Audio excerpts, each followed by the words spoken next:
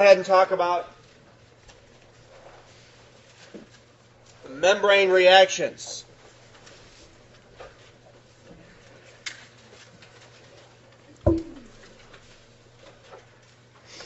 It's actually two processes we're going to look at in these membrane reactions. One is the electron transport system or electron transport chain. The other is something called oxidative phosphorylation.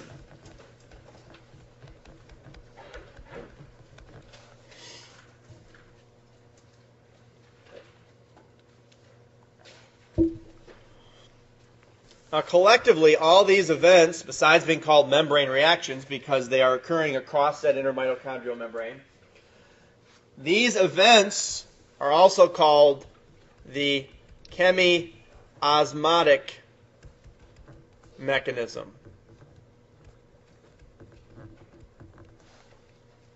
Your book describes that as well if you want to go back and read it.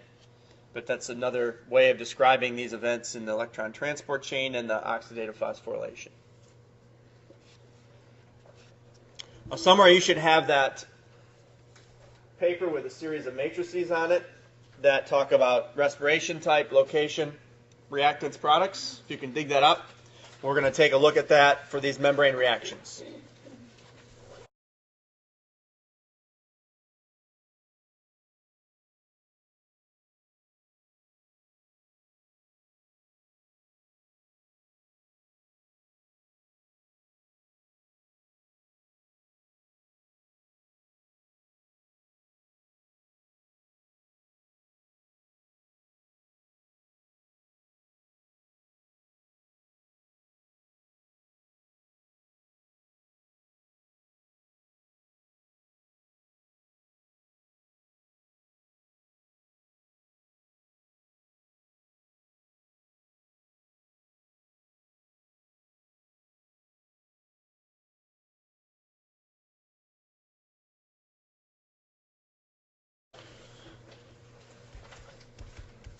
So respiration type.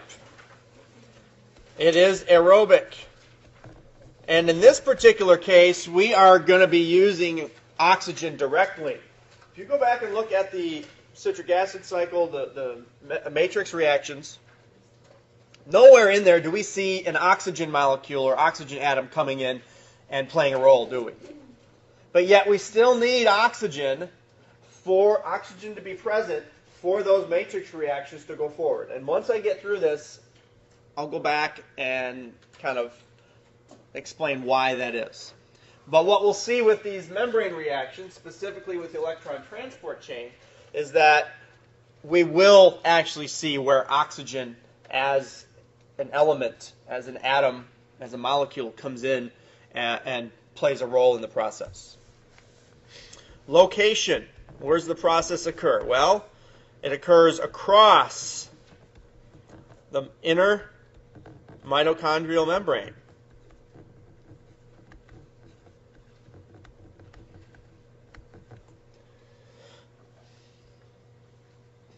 Real quickly here, if I draw out a mitochondria, remember mitochondria have an outer membrane and an inner membrane. Inner membrane's infolded, gives a lot of surface area. Here's the matrix, and here's the inner membrane space. What we're going to see is that electron transport is going to go from the matrix across the membrane into the inner membrane space.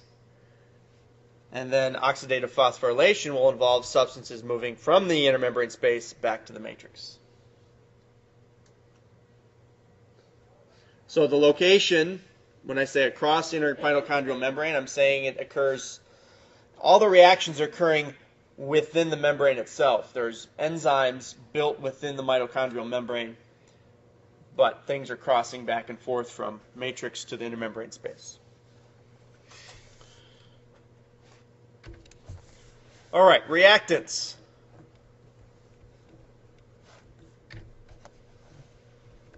What do we need for this process? Well, we need NADH. We need FADH2.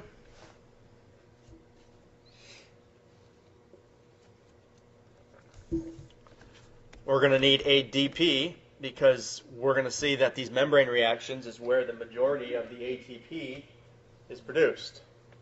Right at this point, how many ATP have we seen between glycolysis and the matrix reactions? How much ATP directly have we seen? Net 2 ATP from glycolysis and net 2 ATP per glucose from the matrix reaction. So we've only seen 4 ATP molecules being produced. We have another 32 to 34 to go. So in order to do that, we have to have ADP because we're going to add a phosphate, an inorganic phosphate to the ADP, thereby making it ATP. We're also going to need oxygen. Why do we breathe? Or excuse me, why do we need oxygen? Not so we can breathe. That's why we breathe, to bring in the oxygen. Why do we need oxygen?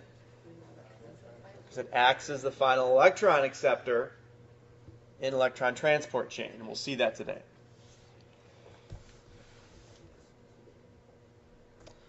All right, products. So what do we get when all is said and done? Well, we're actually going to get NAD.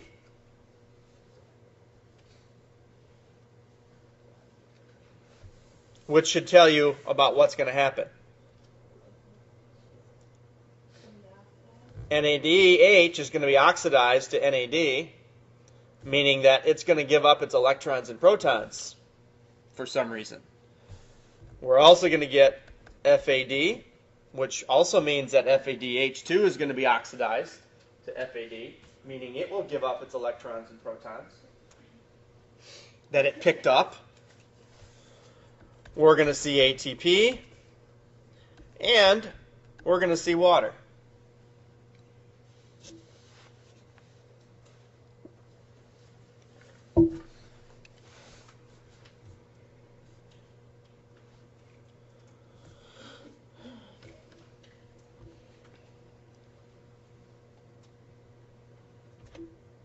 All right, let me give you kind of an overview of these reactions. Before you write anything down, just kind of listen. And then we'll walk it through step by step, all right?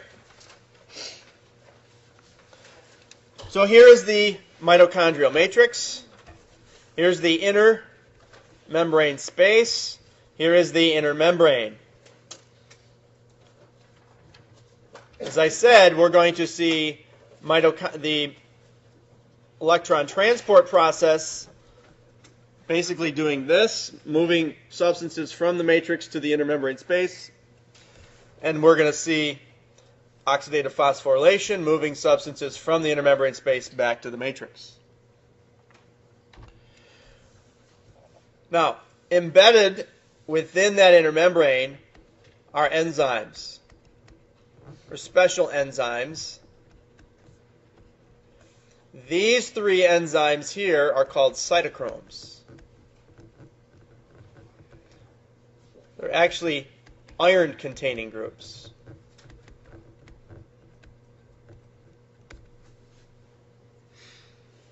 They have an iron atom, and then but they're an organic structure that contain an iron atom.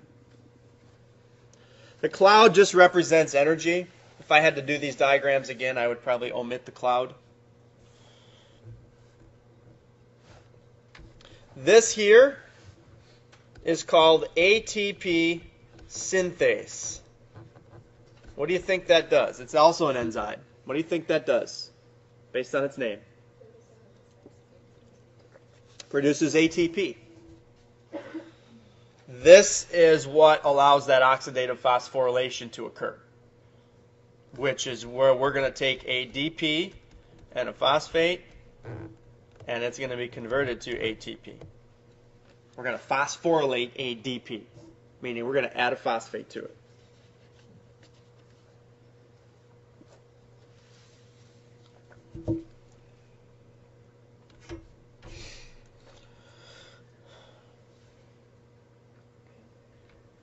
Now, the purpose of these enzymes is that they're essentially pumps. They're going to move protons from the matrix to the inner membrane space. And then what we'll see is that those protons that were pumped into the inner membrane space move through that ATP synthase and provide the energy necessary for the ATP synthase to generate ATP. That's kind of the broad overview of these membrane reactions, this chemiosmotic mechanism. All right, so let's take it step by step. Now, we said that the NADH and the FADH2s produced in these reactions end up in the electron transport, end up in the membrane reactions, right? Well, here's how it works.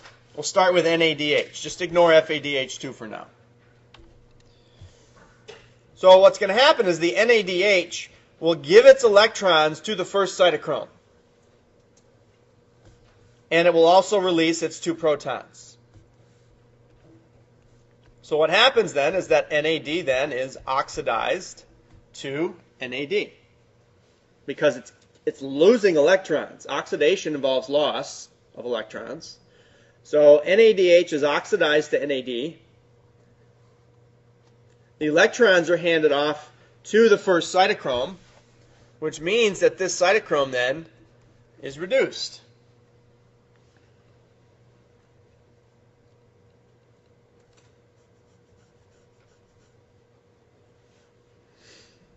Now, these electrons contain a lot of energy. And what happens is that that energy is used to power the pump and move those 2 protons into the inner membrane space. 2 protons from the matrix to the inner membrane space. Now, it might be the 2 protons that were released from NADH. It might be 2 other protons. It doesn't matter. There's extra protons kind of waiting around in the mitochondrial matrix.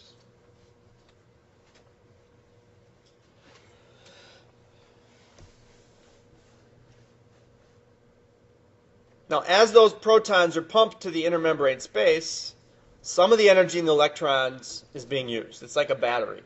As you use your whatever it is that's using the battery, some of the energy is decreasing.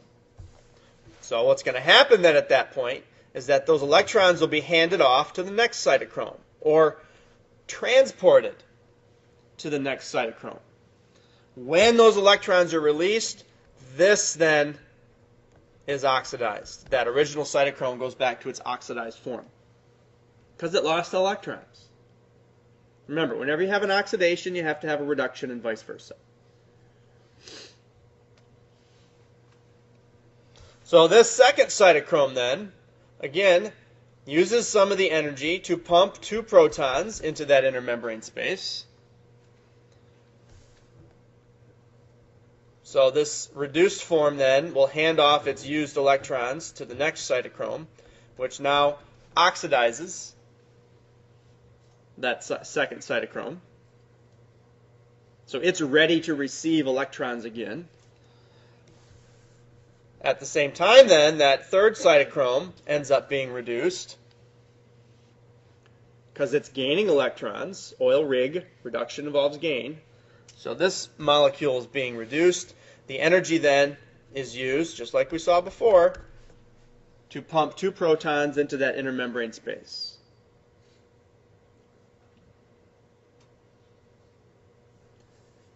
At this point, there's no more cytochromes. At this point, the electrons are pretty much out of energy. And if we want to continue to pump these protons into the inner membrane space, we have to get rid of these electrons because these cytochromes need to be in their oxidized form. So if we get rid of that electron, then this will go back to its oxidized form, and it can receive electrons from the previous cytochrome. But where does those electrons go? Why do we need oxygen? Because oxygen acts as the final electron acceptor. But it doesn't do it by itself. Some of these protons, which are already they've already lost an electron. So these protons are already in their oxidized form. So 2 protons, along with the 2 electrons from this final cytochrome, which is called cytochrome A3,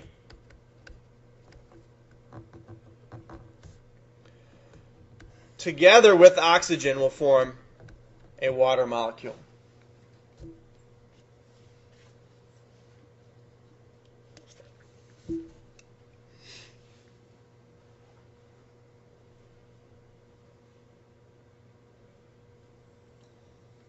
This water is called metabolic water.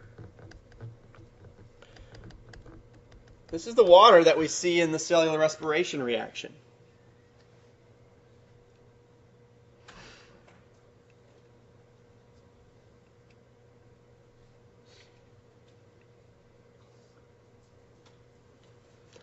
Water can be used by the cell. It can be exported out of the cell. Other water can be brought into the cell. It just gets mixed with the rest of the water within the cell.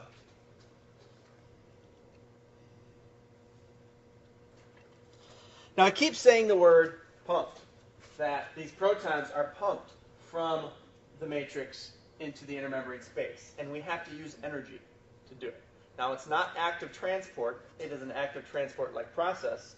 Remember, active transport uses ATP. We're not using ATP here, but we're still using energy. Why would using the word pumped be important here? Why couldn't I just say it moves? What does that tell you about? It's going against the concentration gradient. What we have is a proton gradient. There is a higher concentration of protons in the intermembrane space than there is in the matrix. So we have this proton gradient up in here. In fact, the energy from those electrons that are collected during glycolysis and during the matrix reactions, those electrons are used to maintain this concentration gradient, to maintain a high number of protons in the intermembrane space as opposed to the matrix. So if I'm telling you that we have to maintain this gradient, what should you be thinking about? You should be thinking, why does it have to be maintained? What's happening to the protons? Where are they going that the gradient has to be maintained? That's what you should be asking yourself.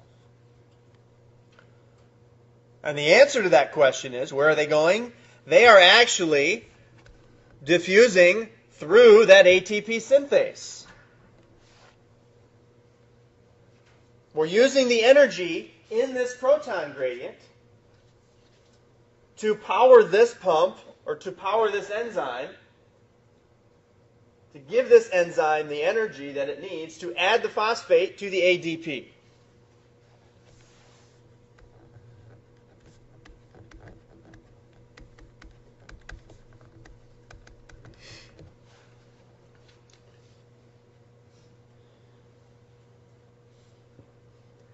And in fact, it takes 2 protons to move through that pump, or through this enzyme, to make 1 ATP.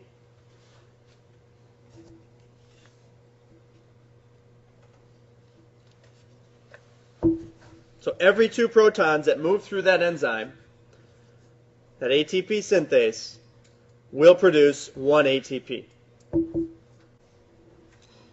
The process is really no different when we talk about FADH2. The only difference is that instead of FADH2 handing its electrons off to the first cytochrome, it starts at the second. So we get 2 protons moving here.